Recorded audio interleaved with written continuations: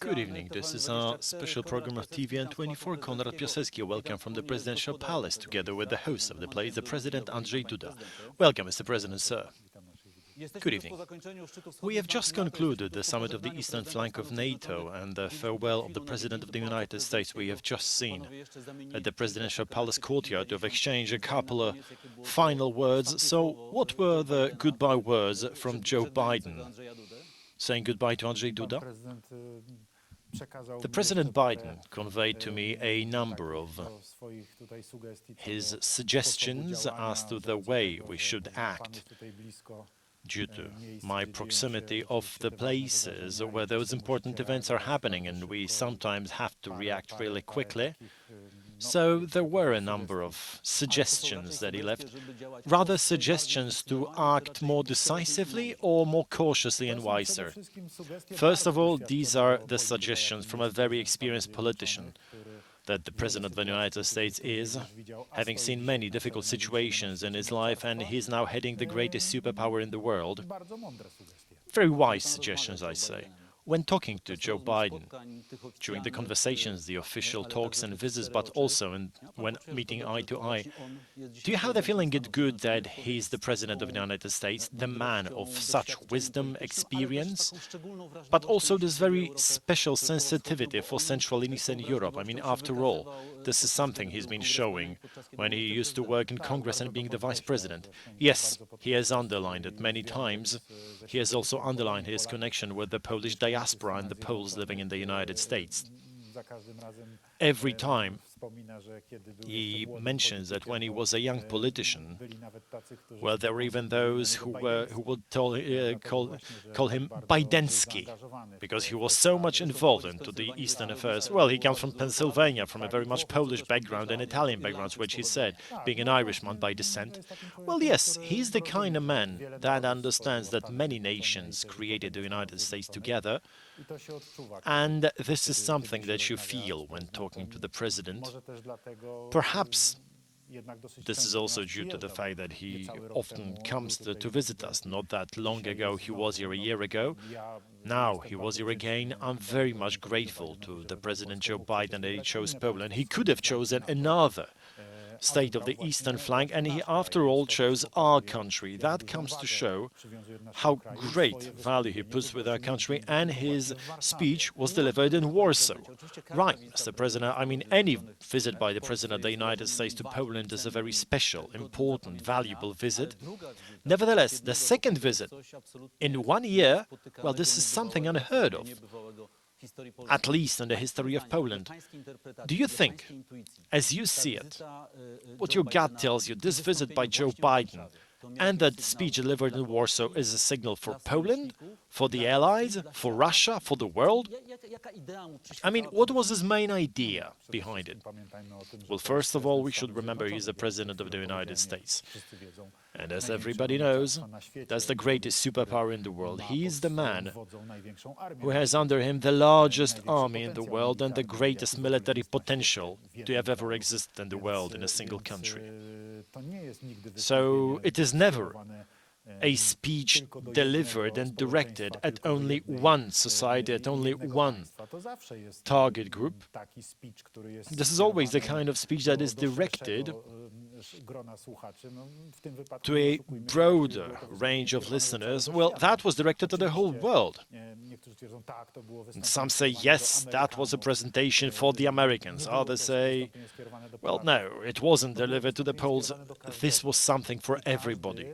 To anybody and everybody who listened to the speech closely, who listened closely to the words by President Biden spoken publicly in front of the media when visiting Poland and Warsaw, they must have heard the very words that, from his point of view, are clearly important. As for myself, there were two of them that struck me especially, which I'm very grateful for, apart from the words of gratitude for Poland, to us all for having accepted here in our land, in our homes, the refugees from Ukraine running away from war. The President said, first of all, yet another time, and today he repeated that again, yesterday and today he repeated that again, that every inch of the NATO territory will be defended in case of any aggression. So it's a hard rock guarantee of Article 5 repeated with whole certainty. Today, this is no mere joke. This is a serious commitment. Spoken out here in Warsaw for the second time over the last couple of days, for the second time over a couple of months. And two, what perhaps not everybody noticed. He said that yesterday, as a matter of fact, here in the presidential palace, as he was beginning his address, that just as America is important for Poland, Poland is important for America. This is very important for us, because these are also the very broad signals. These are not only words from the point of view of security and safety. This is not only important for people, this is also important for investors. So you think this is a signal that Poland is no Ukraine, that Poland is a country that is defended by NATO, that the United States gives a warranty security, the country where you can safely invest, but also come here, arrive and, well, enjoy. Definitely. And the largest proof of that is the very fact that, after all, 2 days ago he was in Ukraine. But his main speech of the trip was delivered here, in Warsaw, in the very place that is safe and secure. The very presentation, in open air, in front of people, in front of a crowd of listeners. That quite clearly shows we are safe here. We are speaking about security, we are giving security warranties. President, sir, we know what our expectations are, what our position is towards the United States, towards the Allies. These are permanent bases, warehouses full of NATO equipment in Poland. On this thing, were there any promises, or at least hints of promises? I spoke to the President about it. I did make vocal our expectations on the expected NATO summit. Well, that's for NATO, but also the bilaterals, the Polish-US relations. We must remember that, after all, that needs to be clarified. In practice, these are two different aspects. On the one hand, the participation of the US and NATO, where today, within the forward presence on the eastern flank, the United States are the framework state in the presence of NATO and Poland. But apart from that, we also have a bilateral contract, the US, Poland, the American presence in our country.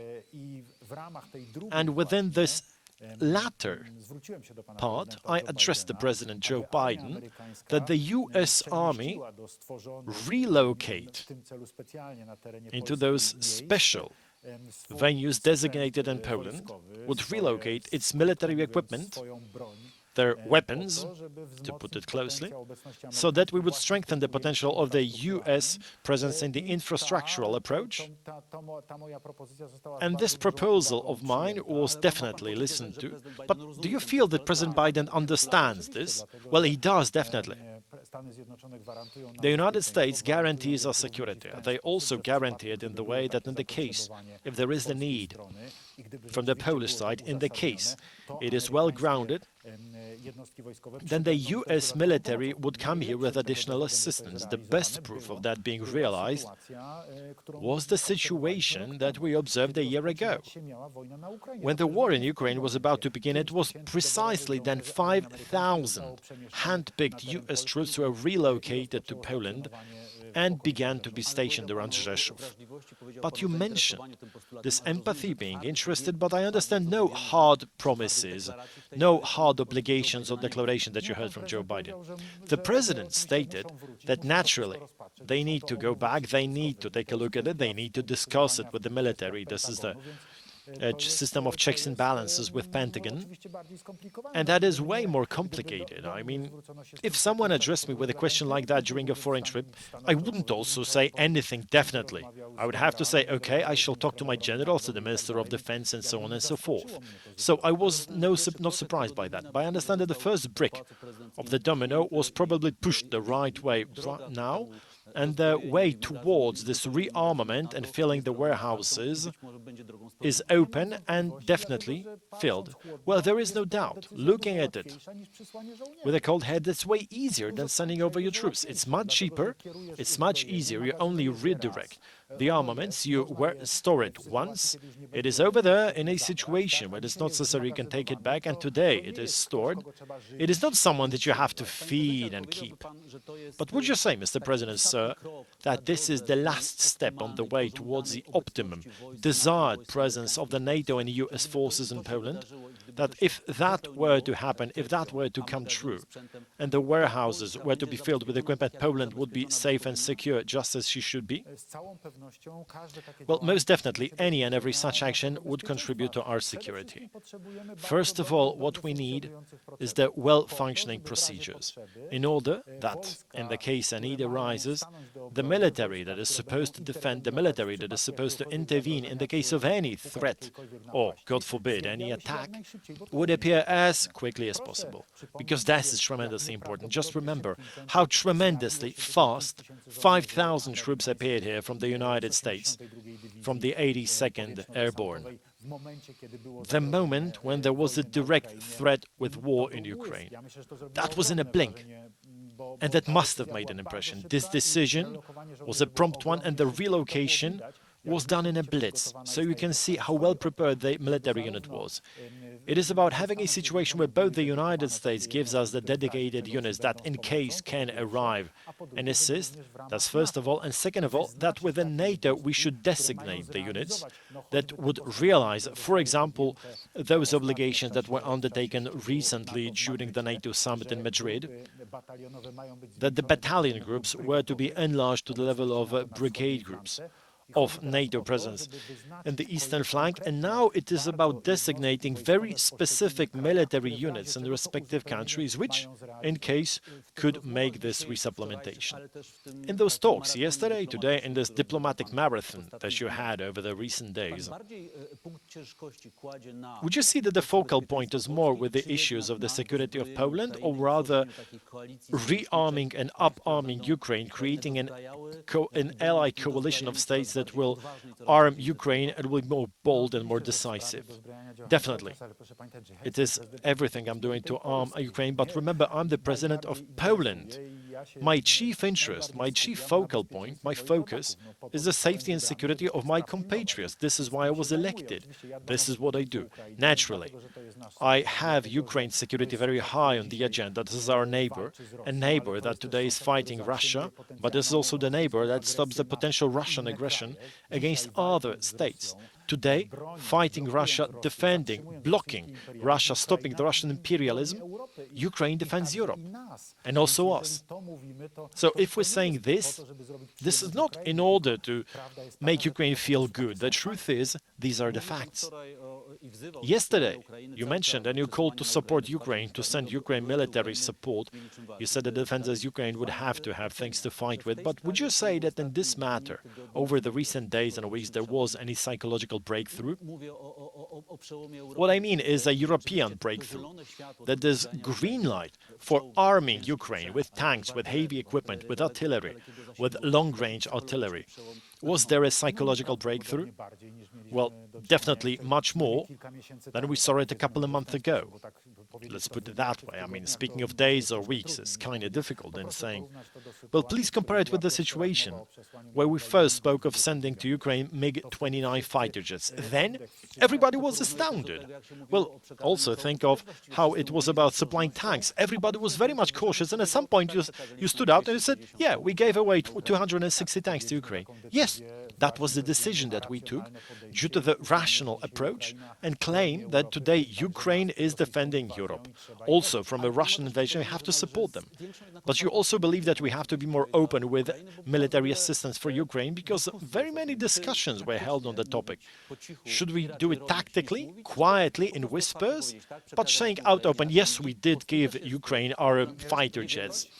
I mean, anyone today who says that we shouldn't help Ukraine because if you're helping Ukraine, you're prolonging the war, they're saying, yes, you have to bring the war to an end by having Russia win over Ukraine. Come on, I can't agree with that. I just can't. What about those fighter jets? Did we give them over to Ukraine? I don't agree with it. I hope that Ukraine will fight back and defeat the attackers. The justice and fairness will prevail. It was Russia that attacked, unprovoked, not Ukraine attacking Russia. Ukraine is defending itself.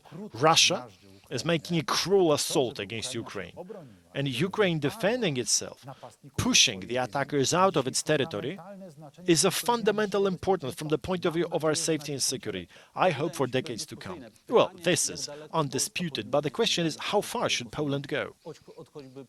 I mean, I'm asking about F-16s here.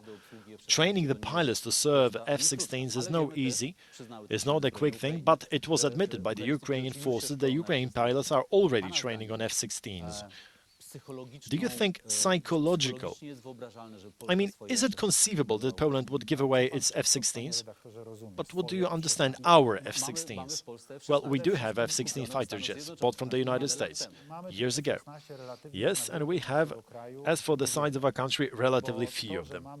The fact that we have 48 F-16 fighter jets, I mean, just remember, there are twice as many on one aircraft carrier. Well, I know that those 48 F-16s is not by no means impressive, by no means. We have to replenish our supply of fighter jets. This is why we contracted F-35s in the United States, in order for this supplementation to be made as quickly as possible, that we decided to purchase FA-50 from South Korea fighter jets, in order for the aircraft fleet, for our fleet of fighter jets to defend the Polish airspace and Poland as such, to be gathered as quickly as possible. If decisions are taken that fighter jets are sent to Ukraine, it is in the first round that definitely we will be ready to offer what we already have left from the post-Soviet times. That is, our good old MiG-29 fighter jets, the last ones that we have. For Ukraine, it is quite good because as of today they can service them, they have the pilots who are trained for it. However, will we give anything more? That's up to our agreements that will be taken only with the allies once the decision is taken. I can say one thing definitely. We are not capable, even within some common sense, to give F-16s on our own, even if these are two of them, for Ukraine to use, because what you need for that is the whole service base. What you need is maintenance. What you need is a number of requirements met that demand a way broader action, not only some small assistance from the side of one country that needs to be an ally decision with a wide profile. The question is, would that be a decision conceivable for you? Sir, everything depends on a very specific situation where we will be taking a look at it.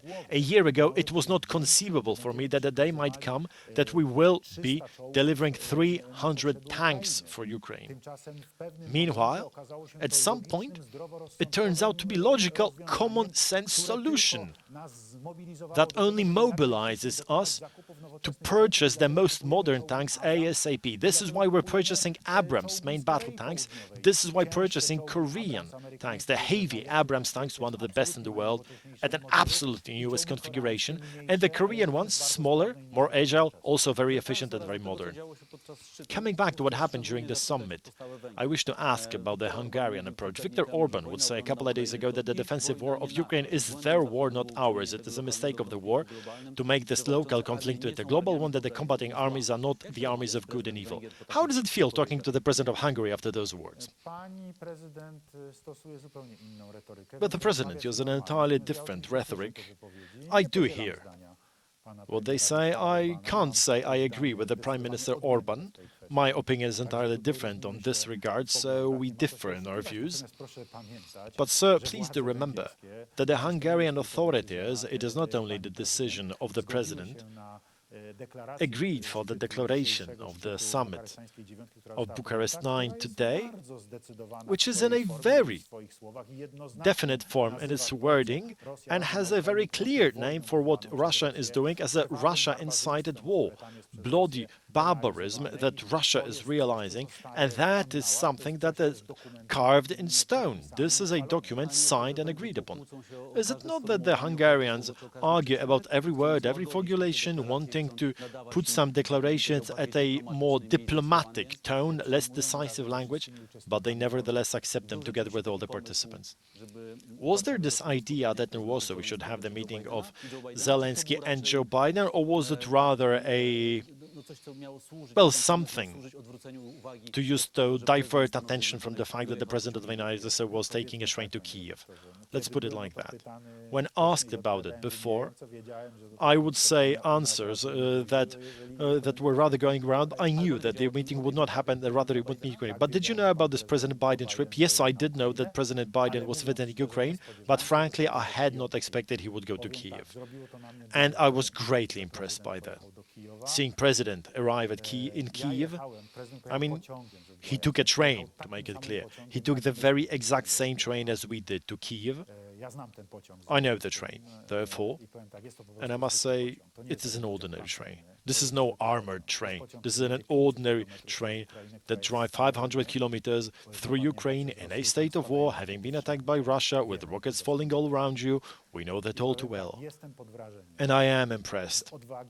I am impressed by the courage of the president, by the determination. I think he must have had a tough fight with the people responsible for his safety and security for that to come to be. I have no doubt that the United States must have involved tremendous forces into having this operation run. Well, we did take our part in it as well. However, it is a massive show of strength from the United States.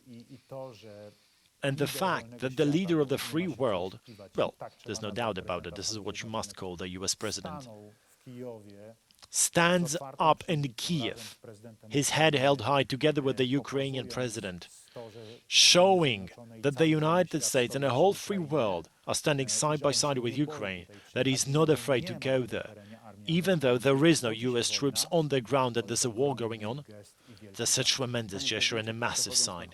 Mr. President, going over to our local business, yesterday you sent it over to the Constitutional Court, a notion to check the acts. I know that you must have had many reservations on it. It is well documented and well grounded. And you prove that the actual draft is unconstitutional. Are you not afraid that the ruling party, this part of the rulers who have signed under it and before that negotiated with Brussels, if the Constitutional Court deems it unconstitutional, you will be blamed with not having the money from the European funds, just as they try to put it on opposition that also claims the act is unconstitutional? Well, you have to be a responsible president, first of all. Once you decide to run for president, one of the basic conditions is you cannot be afraid. You cannot be afraid to take decisions even when they're tough. You're suggesting that the Prime Minister and Minister Szynkowski, who have negotiated those conditions of the agreement with Brussels, do not have this courage? First of all, what they want is to get the money from Poland. I also wanted, but they were mistaken, you say. It was very much important for me as well, and I began my work on those matters in February last year, back when I thought that was the best moment. Well, no point lying. The EU authorities, the European Commission, was scared with what was happening in Ukraine, with what might happen. And it was all but clear that then saying that we have to put down our foot on the internal issues was listened to. I also addressed my project, the project that was absolutely in my belief, but also in the belief of the representatives of the European Commission, because we did talk to Madame von der Leyen.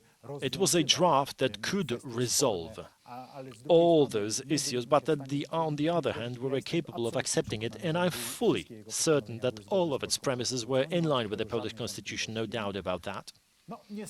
Well, unfortunately, as the situation progressed, and at the Parliament, the project was idle because it was not being voted upon, time was passing, corrections was run, and then it gave premises to say, well, this is a project that was already altered, changed, even though I think the changes were not that big. But, well, it wasn't voted, because that was the issue of the ruling coalition, the Prime Minister and the Minister of Justice, Minister Ziobro, claiming that was the policy of the presidential concessions that led to the situation that we had with the National Reconstruction Plan. Well, ask them why weren't they that wise before it happened? Because then, when they began to negotiate with Brussels, which I'm not surprised with. I would also very much want Poland to get the money from the reconstruction fund. Well, unfortunately, it turned out that Brussels gave them that difficult conditions, and their position was so tough that they decided to go for what was proposed. But I take a calm outlook of that, and I need to take a calm outlook of that. This is what my duties are enshrined in the Polish constitution. And in this situation, where a whole number of different entities, including opposition representatives, claim that the law that the parliament passed is unconstitutional, and I'm having my doubts as to its certain constitutional promises, well, I do apologize, but I cannot simply sign it. I have to address it to the Constitutional Court. This is what my responsibility and accountability demands, and this is what the head of state does on the Constitution. Well, then it means you are susceptible to opposition argument. That is a rarity. But then again, you send this law over to the Constitutional Court, the court which is that much divided, that much in quarrel, that they even discuss the validity of the choice of the president. Will the tribunal be able to review your claim? Well, sir, any state organ, constitutional, and this is also the Constitutional Court, has its responsibility for the state matter and has their choices, of selection of choices. So have them unquarrel then, since they are quarreled, and get down to work and do what they should. But are you saying that Julia Przyłębska is right? That the chairman is right? That she is and she will be the chairman? Sir, I am ready to realize my constitutional duties versus the Constitutional Court as soon as it addresses me. If the matter is about who is or who is supposed to be the chairperson of the Constitutional Court, if the court addresses me for me to elect from the candidates presented to me the chairperson, please do believe me, I will do it ASAP. But in order for that to be so, Madam Przyłębska would have to say she is no longer the chairman. Please talk about it to the Constitutional Court. It is not in my jurisdiction, but is she or is she not? I have no competence in that regard. I'm asking you as a lawyer, not only a president. This is up to the Constitutional Court. There are two legal views, and these two legal views are being defended by the two groups of lawyers who, as in many cases, different cases, there are two views. They need to make up their mind. Thank you very much, Mr. President. Sir, that was a special interview with the President Andrzej Duda right after the concluded summit of the Eastern NATO flank, as well as the meeting with the President of the United States. Thank you very much, Mr. President.